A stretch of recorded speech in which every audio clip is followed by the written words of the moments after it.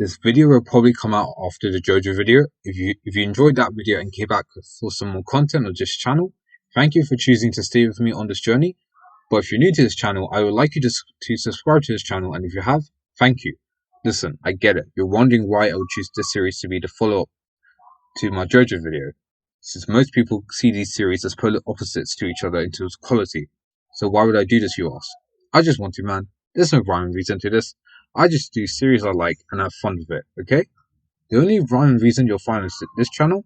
So the main reason why I had this idea is that why is it that Boruto and Kageki's karma have the same ability, which is absorption by the way, when their karma is linked to two different Otsutskis? They should have different abilities for their respective karma. So I wanted to solve this issue.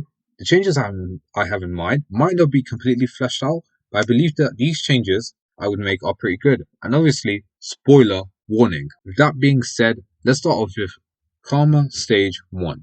So with Karma Stage 1, I just want it to be regular absorption like it is canonically. But I want this to be the case for Stage 1, since my interpretation of the Karma stages are that they show the Son Otsutsuki's life cycle, such as Boroshiki up until they gave the Karma Seal. With that in mind, I would call Stage 1 the childhood part of the Karma rebirth cycle. With Stage 1, this shows us as children, I say this in quotation marks, since we don't know if Otsutsuki do actually grow up or actually experience their own version of puberty.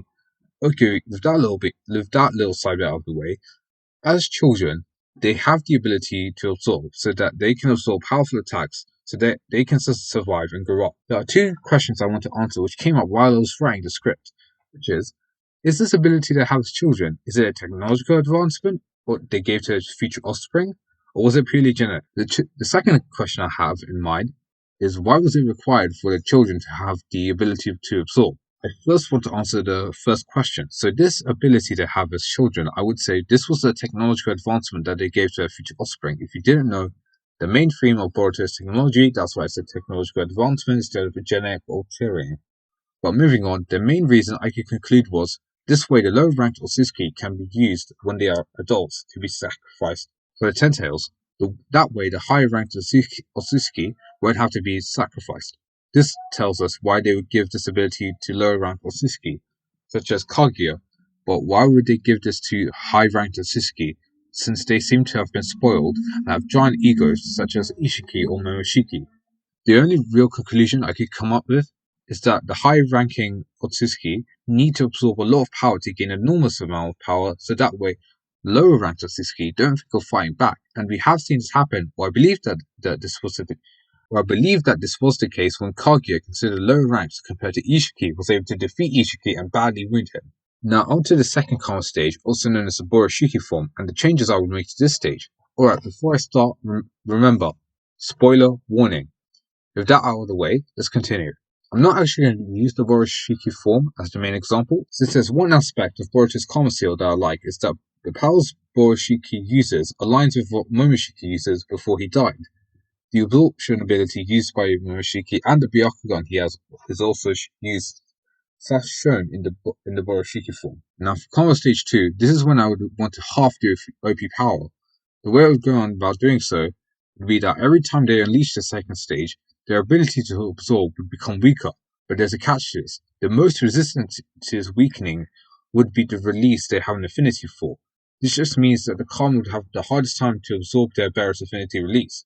So in Boruto's case, this would be lightning, and in Kawaki's case, it would be fire release. For Boruto's case, and why I would choose lightning above wind and water, the main reason would be that it's the only release he used subconsciously to combine with the Rasengan to create the Vanishing Rasengan. Even when he was creating the Windstar Rasengan, which is anime canon by the way, he did it consciously. For Kawaki's case, we've only really seen him use fire release jutsu, so it wasn't really that hard to pinpoint. In this video, I won't be discussing the new Karma form that was revealed at the end of chapter 63, since I don't consider it to be a Karma stage, since it's been told by us that it's most likely the meds that Armada gave that allowed this to happen. Although I do consider it as a form. Now the main difference of what is a form and what is a stage to me is that a stage is something that is supposed to happen, while form, however, in the terms of the Karma Seal, is something that isn't supposed to happen but now exists, like what we saw at the end of chapter 63. So thank you guys for watching this video the whole way through. That was a weird pause.